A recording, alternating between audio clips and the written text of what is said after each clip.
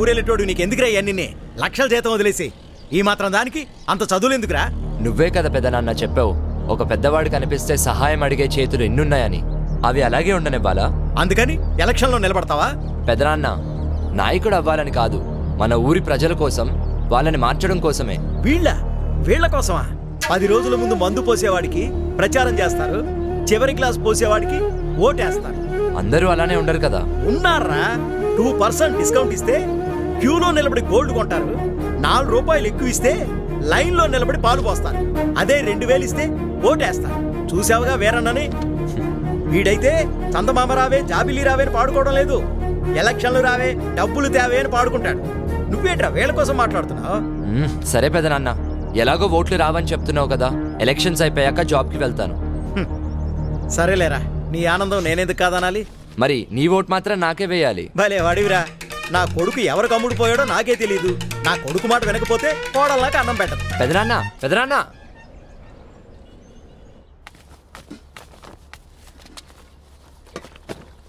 ఏమే లక్ష్మి, విన్నావా? ఆ అభిగాడికి పిచ్చి పట్టినట్టుంది. రేపు ఎన్నికల్లో నిలబడుతున్నాడంట. పట్నంలో బంగారం లాంటి ఉద్యోగం వదులుకొని ఇక్కడ నాయకుడు కావాలనుకుంటున్నాడు. పిచ్చాడు. చాలా మంచి పని చేశాడు. ఏంటి మంచి పనే? ఇదిగో మీ అందరికి ముందే చెప్తున్నా, ఈ ఇంట్లో ఏ ఒక్కడో ఆడికి మాత్రం ఓటేయద్దు. అయినా ఈ ఊళ్ళో ఆడికి అసలు ఓట్లే పడవలే. నీకేమైనా పిచ్చా? జాబ్ రిజైన్ చేయడం ఏంట్రా? అమ్మ చెప్తే గానీ నాకు అర్థం కాలేదురా. అయినా ఎక్కడో ఉండి మార్పు కోరుకుంటే సరిపోదురా, అందుకే ఇక్కడే ఉండిపోదామని నిర్ణయించుకున్నాను. అదేరా మా నాన్న చివరి కోరిక కూడా. ఈ పొజిషన్కి రావడానికి నువ్వెంత కష్టపడ్డావో మర్చిపోయావా? నాన్న చనిపోయాక నువ్వు 4 సంవత్సరాలు ఊరికి కూడా వెళ్ళలేదు కదరా. అవునరా, అప్పుడు ఊరికి దూరంగా ఉన్నాను కాబట్టే ఇప్పుడు పుట్టినూరు విలువ తెలుస్తుంది. అది కాదురా. రేయ్, డిసైడ్ అయ్యానని చెప్పాను కదా, నువ్వు కూడా టైం చూసుకొని వచ్చేయి. నిన్నే తిరిగి వచ్చేయమంటుంటే నన్ను అక్కడ రమ్మంటావేంట్రా నువ్వు? రేయ్, ఉద్యోగం వదిలి రమ్మనడం లేదు, నీ ఫ్రెండ్కి తోడుగా ఉండడానికి రమ్మంటున్నాను. అయినా నిన్ను అడగడం లేదు, ఆర్డర్ వేస్తున్నా. సరే బాయ్. ఈ జనాల కోసమేనా ఇదంతా? హే, నువ్వెప్పుడొచ్చావు? సరే దా కూర్చో. కూర్చోటం కాదు, నువ్వు అసలు ఏం చేస్తున్నావో నీకు అర్థమవుతుందా? ఇప్పుడు ఏమైంది? వద్దభి, తప్పు చేస్తున్నావు. ఎన్నో ఛాలెంజెస్ ఎదుర్కొని ఈ రోజు లైఫ్ లో ఈ స్థాయిలో ఉన్నావు. అమ్మని ఇక్కడి నుంచి తీసుకెళ్లి సంతోషంగా బ్రతుకుదాం అనుకున్నావు. అది మానేసి ఈ పనికి మాలిన రొచ్చులో ఎందుకు ఇరుక్కుంటున్నావు? నేను ప్రజల్ని మార్చలేనని ఛాలెంజ్ చేసావుగా. నాకు ఛాలెంజింగ్ జాబ్స్ అంటే చాలా ఇష్టం. నువ్వు విసిరిన ఛాలెంజ్ని నేను అప్పుడే యాక్సెప్ట్ చేశా. హే, ఏదో సరదాగా అన్నాలే. అయినా అందరిలో మార్పు రావాలని కోరుకుంటే సరిపోదు, ముందు ఆ మార్పు నాలో రావాలని చాలా ఆలస్యంగా తెలుసుకున్నాను. ఆ మార్పే ఇది.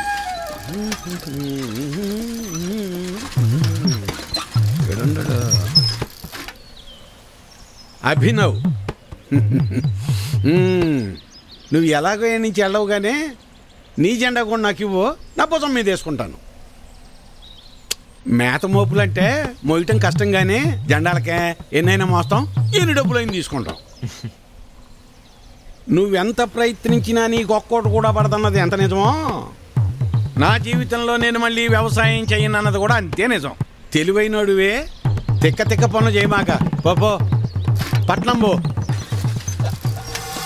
వాడు ముందే సిటీలో బాగా సంపాదిస్తున్నాడు. ఆ లక్షలు ఇక్కడ ఖర్చు పెడతాడేమో. ఎట్టి పరిస్థితుల్లోనూ వాడిని గెలవరేమొద్దు. అన్నా చిన్న చూడు, నువ్వేం చేస్తావో నాకు తెలీదు. ఈసారి మాత్రం ఖచ్చితంగా మనమే గెలవాలి. అవసరమైతే ఒక్కొక్కళ్ళకి 1000 ఎక్స్ట్రా అయినా ఇవ్వండి, మనమే గెలవాలి.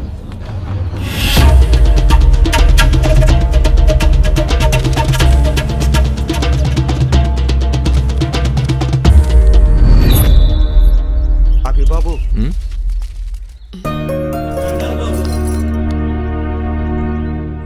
నిన్ను అనరాని మాటలు అన్నా, మా తప్పుని క్షమించు బాబు. అవును బాబు, మా తప్పుని క్షమించు బాబు. సులోచన, నీ కొడుకు మా పాలిటి దేవుడు. ఆ విషయం మేము తెలుసుకోలేకపోయాం. నిన్ను కూడా నానా మాటలు అన్నాం, మమ్మల్ని క్షమించు.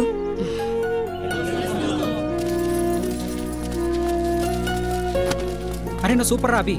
నీ స్కెచ్ గురించి తెలియక నిన్న మాట్లాడినాం, సారీ రా. ఈ ఎలక్షన్ మాకు డబ్బులు దెబ్బక అనమాట. సరే మామ, అయితే సాయంత్రం గ్రౌండ్కి వచ్చాయి ఆడుకుందాం. బాయ్. బాయ్ రా.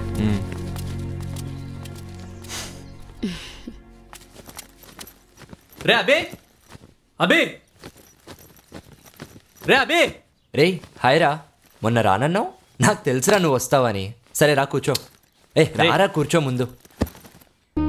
అరే నేను ఇప్పుడు కూడా ఇక్కడికి వచ్చింది నీకు ఓటేయడానికో లేకపోతే నీ ఎలక్షన్ క్యాంపెయిన్లో సపోర్ట్ చేయడానికో కాదురా. నిన్ను ఇక్కడ నుండి తీసుకెళ్ళడానికి వచ్చా. నువ్వు మూసుకుని నాతో రా. అనిల్ బాగున్నావా? అత్త బావునా అత్త? నువ్వైనా చెప్పత్తా, నాలాంటోళ్ళు 10 ఏళ్ళు కష్టపడితే గానీ వాడి స్థాయికి వెళ్ళలేం. అలాంటిది ఆ జాబ్ మానేసి ఇక్కడ పాలిటిక్స్ గిల్టిక్స్ అని తిరుగుతున్నాడు. అమ్మా వాడు అలానే అంటాడు కానీ నువ్వేం పట్టించుకోకు.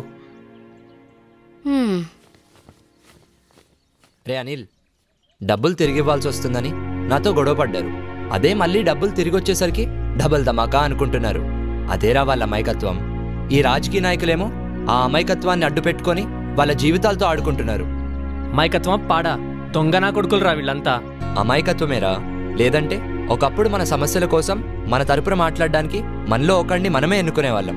కానీ ఇప్పుడు మన కోసం సేవ చేస్తామని మన దగ్గరికి వచ్చి మరీ అవకాశం అడుగుతున్నారు ఈ పాలిటీషియన్స్.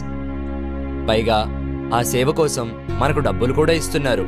ఆ మతలబ్ ఏంటో వాళ్ళు అర్థం చేసుకోలేకపోతున్నారు. అంటే అది అమాయకత్వమే కదరా. కానీ దానికంటే ముందు వీళ్ళు అర్థం చేసుకోవాల్సింది ఏంటంటే ఈ పొలిటీషియన్స్ మనకి నాయకులు కాదు, మన సేవకులని. అప్పుడే ఈ ఎంటైర్ సిస్టమ్ మారుతుంది. అరే ఈ సిస్టమ్ ని నువ్వు అంత ఈజీగా మార్చలేవురా. అయినా మనకెందుకురా ఇవన్నీ? హైదరాబాద్ నుంచి స్ట్రెయిట్ గా ఇక్కడికే వచ్చినట్టున్నావు. ముందు ఇంటికెళ్ళి ఫ్రెష్ అప్ అవ్వు. అరే అది కాదురా. వెళ్ళు.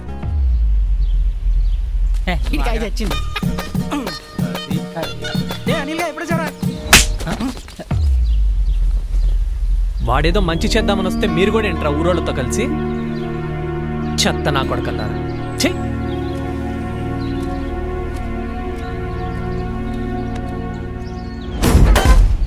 అన్నా దీపం గుర్తుకే మన ఓటన్నా. బాబు నీ వల్ల మాకు 2 సార్లు డబ్బులు వచ్చినాయి, అంతవరకు ఓకే. ఓటు మాత్రం అడక్కే. మీరు కూడా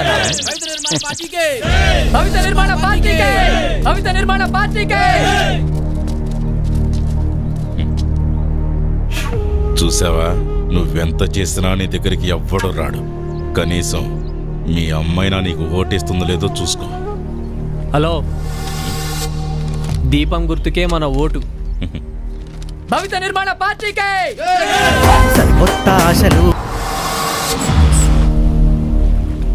ఊరిని మార్చడానికి వచ్చాడేమో అనుకున్నా, ఈ పిల్లల లైన్లో పెట్టడానికి వచ్చాడా?